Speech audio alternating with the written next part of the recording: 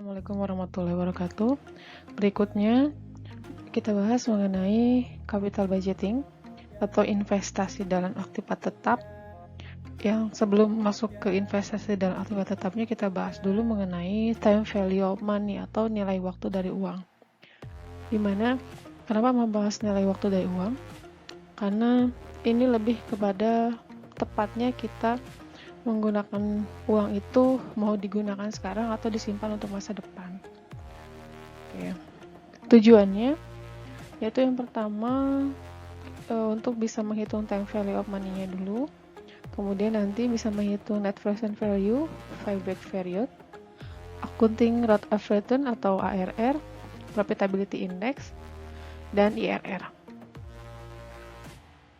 Apa yang menyebabkan nilai waktu dari uang berubah? Yaitu yang pertama adalah skala waktu, kemudian nilai majemuk, cara menghitungnya, kemudian nilai sekarang, kemudian lagi annuity atau angsuran, co-funding, dan discounting. Ini akan kita pelajari mengenai time value. Yang menyebabkan perubahan dari nilai uang itu, nilai waktu dari uang itu yang pertama adalah tingkat inflasi, di mana tingkat inflasi ini akan menurunkan nilai dari uang. Kemudian yang kedua, penyimpanan. Yang disimpan saat ini kemudian akan digunakan 5 tahun yang akan datang, nilainya juga akan berubah. Jadi kalau kita misalnya tahun ini kita menyimpan uang untuk membeli mobil di tahun yang akan datang dengan nilai yang sama, pasti nilainya tidak akan bisa digunakan karena yang akan datang harga mobilnya juga akan lebih berubah. Kemudian konsumsi. Nah, semakin tinggi tingkat konsumsi, maka semakin banyak orang yang minta, maka akan mengakibatkan nilai uangnya juga semakin turun ya. Ini berhubungan dengan makro. Selanjutnya, nih bisa kita ingat lagi bahwa uang Rp1.000 mungkin pada saat kalian SD dan Rp1.000 pada saat ini ketika kuliah itu nilainya jauh berbeda. Mungkin saat SD masih bisa Rp1.000 itu untuk membeli satu buah es, tapi sekarang sudah tidak bisa karena nilainya sudah berubah ya. Itu maksudnya nilai waktu dari uang.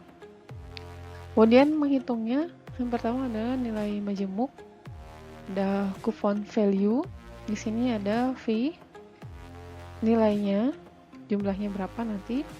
Kemudian ada P, ini adalah present atau nilai sekarang. Ada I kecil, itu tingkat suku bunga. Dan ada I besar, itu nilai uangnya atau tingkat investasinya. Contoh di sini bisa dilihat, kalau kita menyimpan uang 1.000, suku bunganya 6%. Kemudian dengan pakai rumus yang tadi, maka 1.000 dikali 1,0 tingkat nilai I-nya, kemudian 0,6, dan lupa I-nya ya, 6%, maka nilai yang akan datangnya itu adalah 1.060. Nah, seperti itu. Ini tidak terlalu sulit, tinggal dimasuk-masukkan saja angkanya. Kemudian ini nilai sekarang, present value. Kalau ini kebalikannya, nilai yang dicarinya adalah nilai yang sekarang.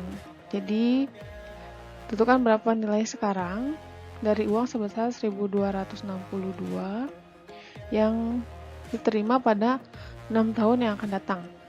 Ya, bunganya adalah 6%. Tinggal dimasukkan, nilai uangnya adalah 1.262. Kemudian dibagi sama 1 tuh nilainya ya. Rumusnya ditambah bunganya adalah 6%, berarti 0,06.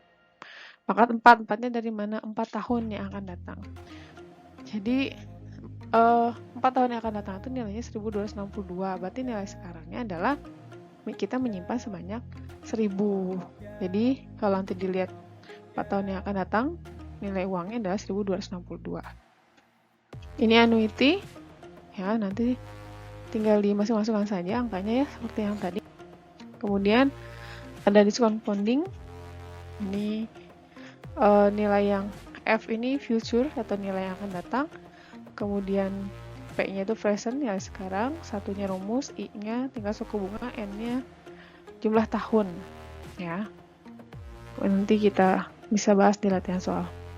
Nah, apa hubungannya time value of money terhadap investasi dan aktiva tetap? Oke, karena di sini adalah menunjukkan keputusan. Jadi ketika kita mempunyai dana atau modal yang saat ini kita miliki, apakah keputusannya kita akan gunakan saat ini atau kita menunggu yang waktu yang akan datang, karena nilai uang itu semakin lama semakin lama disimpan, maka nilai uangnya semakin turun. Maka keputusannya, kalau misalnya kita punya modal, lebih baik digunakan sekarang karena untuk memperoleh keuntungan yang akan datang ya. Nah, selanjutnya akan kita bahas yang sebelumnya kita sudah bahas time value of money. Sekarang yang kita bahas adalah net present value, menghitung, kemudian payback period, akun RR, PI sama IRR.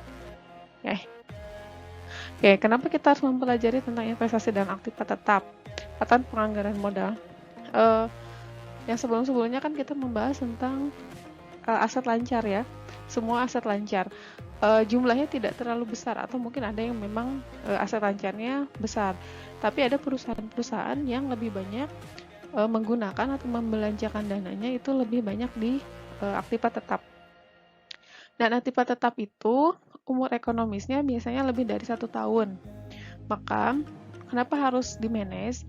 Karena pentingnya investasi dan aktiva tetap itu karena terikatnya dana dalam aktiva tetap yang sangat besar, dan waktunya juga, waktu pengembaliannya lama. Misalnya kita beli bangunan atau kita beli ruko, kalau umur ekonomisnya mungkin bisa sampai 10-20 tahun atau sampai 15 tahun, 15-20 tahun. Nah, itu untuk balik modalnya itu waktunya lama. Kemudian atau misalnya kita membeli kendaraan. Nah, kendaraan juga kan ada umur ekonomisnya. Kita gunakan untuk usaha. Nah, untuk membalikan modalnya lagi, karena kita sudah membeli kendaraan, untuk membalikan modalnya lagi kan waktunya lama. Karena jumlah dana yang tertanam di dana aktiva tetap itu besar. Maka harus hati-hati ketika kita memutuskan investasi dan aktiva tetap. Ini aktiva tetap dulu ya. Itu hati-hati, karena kalau kita setelah memutuskan, kalau misalnya kita baru mau memulai usaha, kemudian kita memutuskan untuk membeli ya, menggunakan dana yang besar tersebut, maka hati-hati, karena kalau kita salah memutuskan berarti kita sebenarnya sedang memutuskan kegagalan. Karena kita mulai usaha, membeli ruko misalnya harganya 500 juta. Kemudian 500 juta itu kembalinya lama lagi kan, belum tentu juga selama setahun kita bisa balik modal sebanyak 500 juta. Atau bisa lebih dari lebih dari 10 tahun untuk bisa baliknya. Nah, hati-hati, makanya keputusannya nanti lebih baik kita membeli ruko atau cukup dengan sewa saja. Kendaraan, perlu nggak kita membeli kendaraan dengan misalnya biayanya harganya 20 sampai ratusan juta, atau misalnya harganya sampai miliaran? Perlu nggak kita untuk membeli gitu itu? Jadi mesin, misalnya itu ada mesin dan sebagainya. Jadi di sini cara memanagenya adalah nanti akhirnya adalah keputusan kita harus membeli, mengadakan, dan atau kita cukup menyewa saja. Ya, itu pada akhirnya, karena ilmu di capital budgeting ini nanti akan digunakan lagi di studi kalian bisnis. Nanti kalian di semester 5 ya, nanti ada lagi. Oke, kalau di sini kita aspek keuangannya saja. Oke, bahasa lain dari investasi dan aktiva tetap itu adalah penganggaran modal dan capital budgeting. Nah, yang dipelajarinya apa saja? Jadi penganggaran modal atau capital budgeting ini ada proses untuk menyeluruh ya, semua menganalisa bukan cuma aktiva tetap, tapi juga yang berhubungan dengan dana yang digunakan secara jumlahnya besar. Ya, dana yang digunakan sejumlah modalnya itu besar gitu. Jadi ini harus diperhitungkan dengan baik. Kemudian ada proses evaluasi, pemilihan investasi jangka panjang yang nanti tujuannya adalah memaksimumkan kekayaan pemilik perusahaan. Nah, apa saja yang masuk selain untuk aktiva tetap? Di sini ada klasifikasi proyek. Bisa untuk nanti menganalisis perawatan bisnis, mengganti alat yang rusak, mesin misalnya, mesinnya rusak, kita keputusannya harus mengganti. Nah, itu adalah ilmu dari capital budgeting. Kemudian pengeluaran biaya, ekspansi produk pasar yang sudah ada, kita mau memperluas pasar, itu juga membutuhkan capital budgeting. Kemudian ekspansi produk atau pasar baru, kemudian keamanan lingkungan, penelitian pengembangan, atau bangunan kantor, tempat parkir, pesawat terbang, dan lain-lain. Jadi ini juga misalnya pembangunan jalan, ya keputusan mau membuat tol, membuat jembatan layang dan sebagainya, itu adalah ilmunya adalah capital budgeting. Kemudian membuat bangunan, membuat mall, posisinya ada di mana. Nanti kalau di sini kita baru bahas dari segi keuangannya saja ya. Nanti dari aspek-aspek yang lainnya akan dibahas di teori di mata kuliah studi kelayakan bisnis.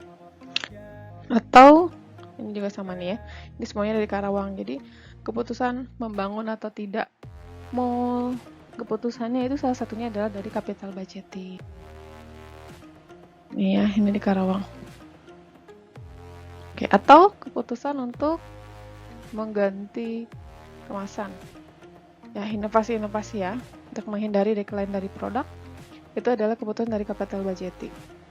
Nih, semuanya inovasi, menambah varian rasa baru, menambah pasar baru, digitalisasi produk, diversifikasi pasar, itu semuanya masuk juga dalam capital budgeting. Ini endorse, menggunakan artis dengan biaya yang tidak murah, itu juga membutuhkan perhitungan dari capital budgeting karena dana yang digunakan itu cukup besar. Kemudian pengadaan mesin juga ini menggunakan dana yang besar, maka itu juga membutuhkan capital budgeting. Oke. Research juga sama, menggunakan capital budgeting. Oke. Nah, di sini capital budgeting itu ini banyak ya. Decision making, assembling investment process, kemudian investment process, performance review, dan sebagainya. Ini banyak ilmu-ilmu yang digunakan dasar dari capital budgeting. Nah, ini cara menghitungnya. Kalau secara tradisional, itu menghitung secara payback period, kemudian nanti ada ARR, NPV, IRR, dan lain sebagainya.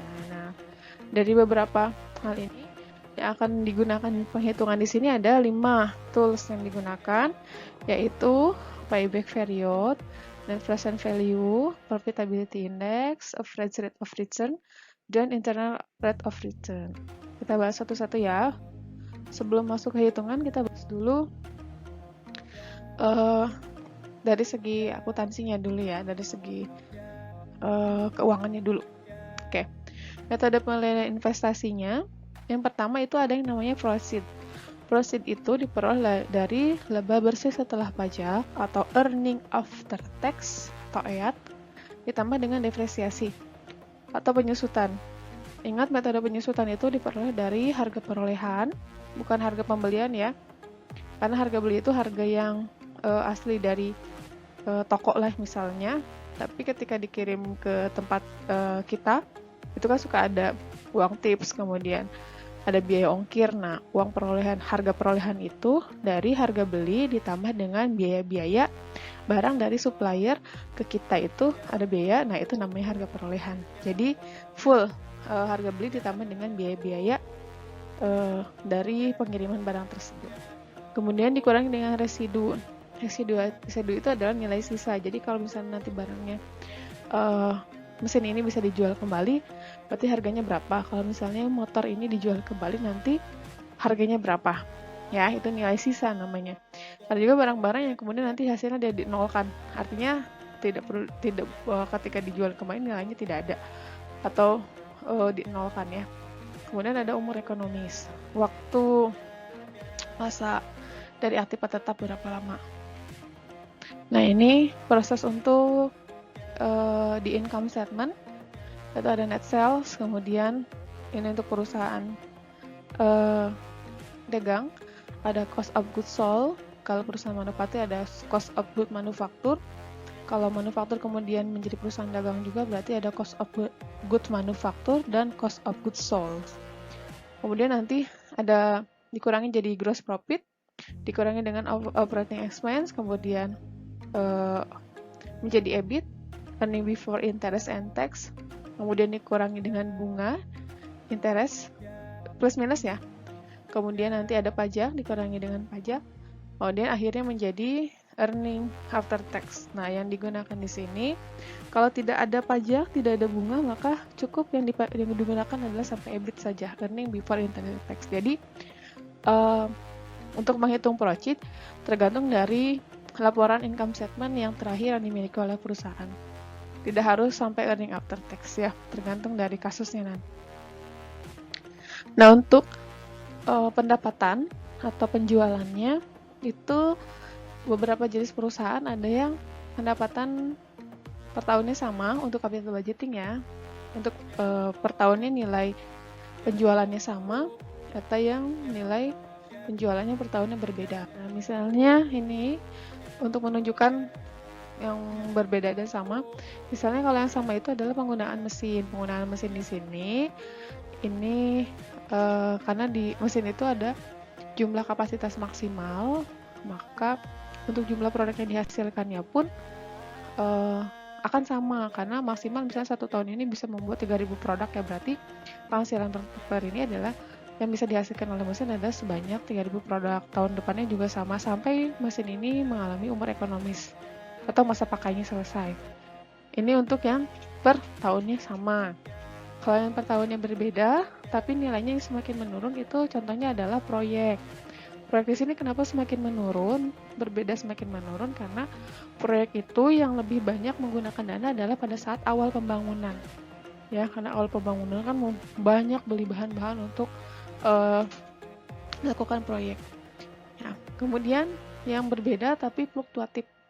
Nah, jualan ya, kalau misalnya jualan itu kan, atau kita menawarkan jasa itu kan belum tentu hari ini misalnya banyak, besoknya lagi, kemudian sedikit, ada yang naik terus, ada yang naik turun ya.